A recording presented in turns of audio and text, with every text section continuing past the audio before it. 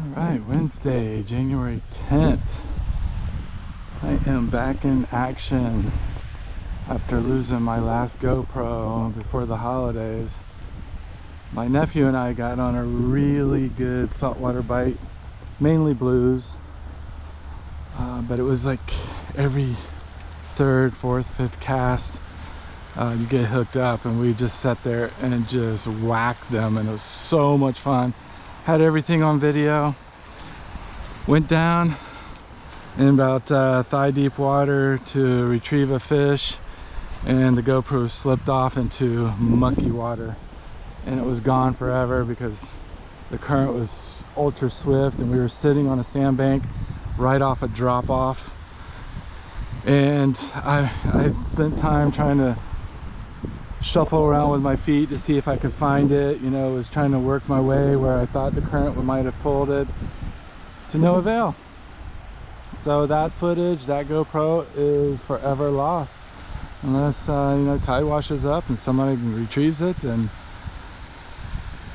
there's no way that they would be able to find me, but they would get some good video and they get a free GoPro. So I'm sure it still works. These cameras are pretty cool and pretty awesome. So yeah, I went with the GoPro 12. I just went ahead and upgraded to the latest and greatest. So we'll see how it goes. But I'm back out here at the ponds. Hope everybody had a great holiday. We're way past New Year's now, being the 10th. At the same time, seeing that this is my first video, I will post it to explain this story, why I haven't been posting, and hopefully get a kick out of it, and hopefully I'll be able to show some hook sets and some fish catches, and yeah, just continue along with my documentaries of my outings. For nothing else, from friends and family, I know that I personally enjoy going back and watching them, see when I was throwing a lipless or a chatter or dragging a jig, and how I was doing at the time of year, the conditions, all that good stuff. Conditions today are just post front. Some of the clouds are still like lingering, but it's got a really strong northwest wind, and it's cold, and these are Florida strain bass, so I'm not expecting much. I mean, the water temp has got to be, now since we've had frontal system after frontal system, got to be down in that mid 50s, and I'm sure they're lethargic. Sometimes that's when the bigger ones bite too, so you don't know until you go. So here I am going. But yeah, I just rigged up 2 castings and 2 finesse, going with the old faithful drop. Got a chatter, got a double willow, and got a shaky head tied on. I'm not really feeling the lipless crank today. Maybe even a big fat football head jig, you know, just whipping it out there and just covering a lot of ground. Eventually, these ponds are so small, you're gonna drag it by a fish. It's just, are they so lethargic that they are just dormant, or will they see the opportunity and feed? We'll find out. Other than that, let's see how it goes. I will start with the old faithful chatter, just because I think I can cover a lot of ground. I can just almost work it like a jig and just popping it here and there, or slow rolling it. Yeah, I like to start on the edges and just vary my retrieves. So we'll start around 3 o'clock, and I'll just work counterclockwise. Oh, there's a big old splash right there. I can't throw that way because there's so much snags. I didn't see the splash, but I saw the aftermath. I don't know. Find out. 3, 2, 1. Just gonna slow roller the retrieve first. I do like popping the bladed jig off the bottom, kind of similar to working it like a jig, but you're trying to get that reaction strike.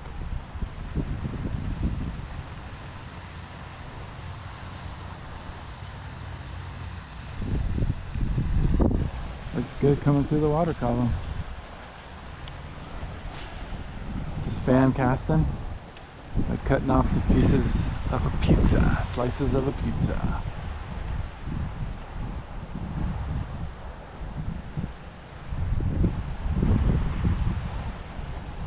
Starting on this clear pond, and I will eventually go over to that dirty pond. Stained ponds will retain their heat a little more just because of all the sediment in the water, and these clear ponds will get frigid at night. All right, that's it for now. Hopefully the next video pops up will be a fish catch. Okay. First cast on the shaky head. Feels like a decent one. Well, it's getting heavier.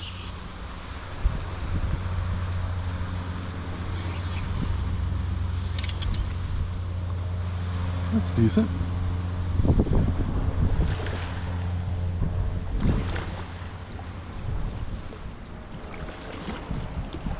Yes, sir.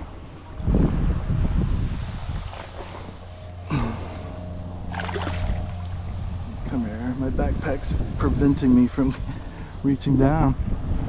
Oh, it's 2 pounds. 2-pounder. I'm gonna go 2-1. Yeah, 2-1. I'm gonna take a pic for my brother's sake and my nephew, weigh her, and get her back out there. I think the camera is a little bit off.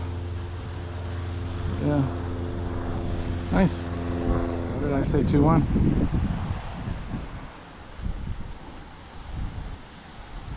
Trying to get my eyes straight with these Florida strain because they're like long and skinny. Ah, bigger. 210. 210. Yeah, I'm like way off on these Florida strains right now. I don't know why. Super healthy fish. Love it. Alright, baby, let's get you back in there. See ya! Okay, that 210 hit right about here. So I want to like just work this bank. I don't really catch anything off this bank. I think I've got a frog bite a long time ago off this bank. You can see there's a little bit more cover. So I kind of want to just drag him through here too. That was a bad splash there, unfortunately. Is that a bump? No. Must have been stuck on a weed. Almost felt like a bump right off the bat. Yeah, it's not. It's weed.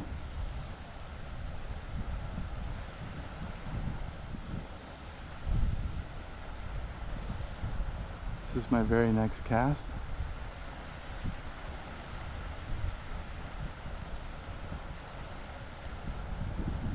Just dragging it really slow. Instead of pulling up, I'm kind of dragging with it.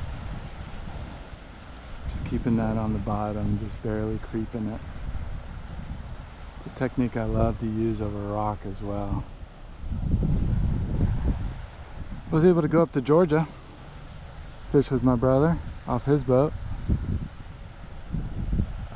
Super cold. I wish I had the GoPro then.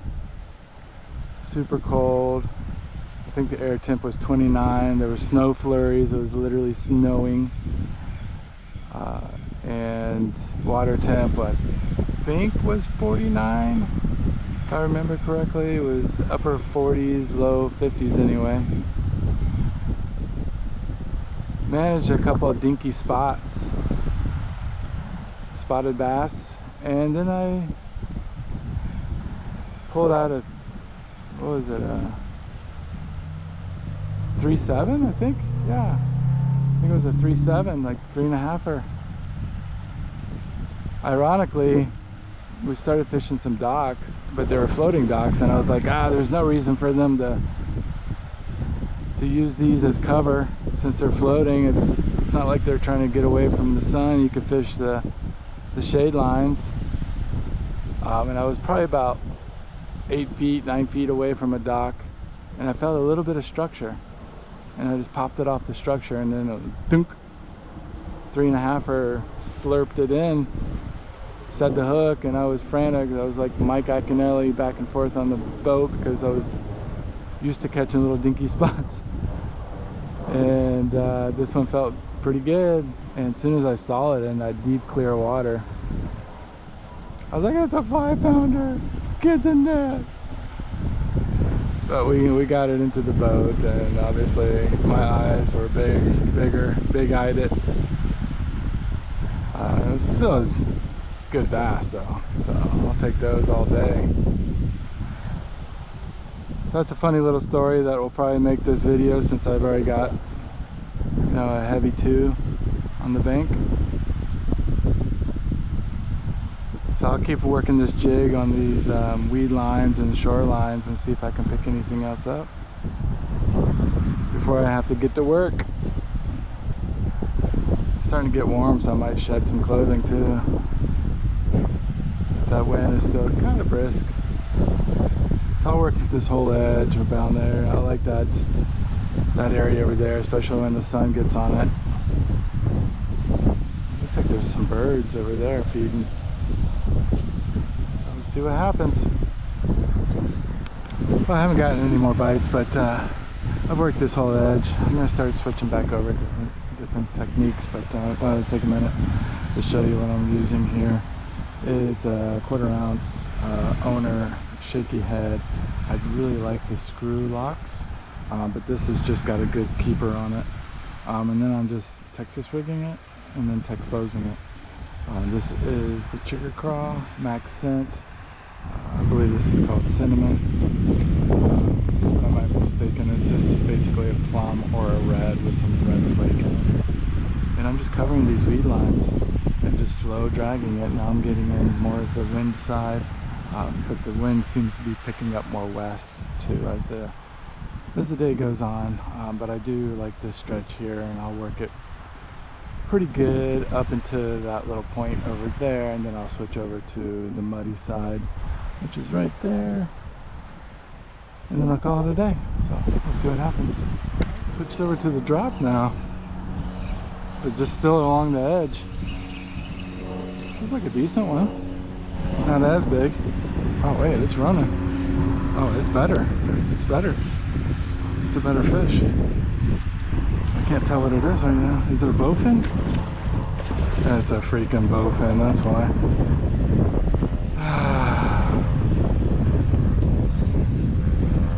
Yeah, stupid bowfin. I just got off. I really wanted to call that thing out, but oh well, at least I know it's a bowfin. Just put on a shaky head and got a good one.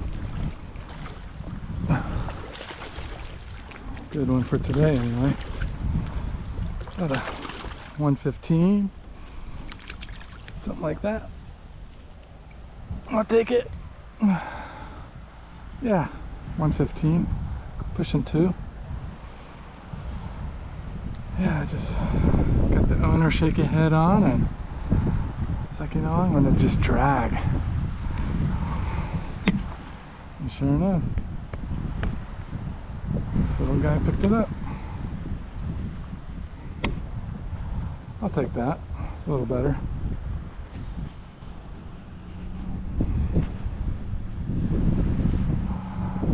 Yeah, I'm gonna go 115.